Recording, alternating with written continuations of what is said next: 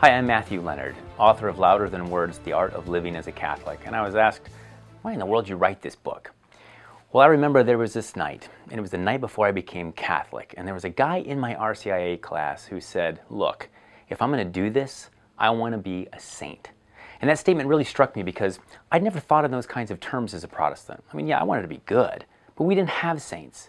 Billy Graham rocked, and we knew he was pretty holy, but no one was whispering that one day we'd call him Saint Billy the Great. I knew about saints, of course. I probably had a couple of holy card bookmarks in my new, bigger Catholic Bible. It just hadn't occurred to me that on a deep level, that's what was required.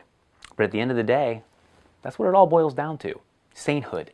My face, this mug, is supposed to end up on one of those holy cards. Many others have done it, and you and I are supposed to do it as well. And Jesus himself tells us in Matthew 5:48 that you must be perfect even as your heavenly Father is perfect. Now that's a pretty shocking statement when you get down to it, because as we all know, perfection's kind of hard. People don't just suddenly become saints. It was no happy accident that St. Lawrence went to his death on a gridiron and while he was being burned alive said, hey guys, turn me over because I'm done on this side. It was a life dedicated solely to God that allowed a tiny Albanian nun named Mother Teresa to melt even the most hardened hearts and become a poster child for deep virtue. There is an art to living a Catholic life that leads to sainthood.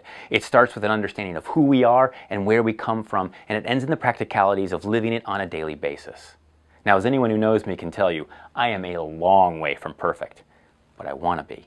We should all want to be, because that's the goal. And we've got plenty of examples of holy people to follow.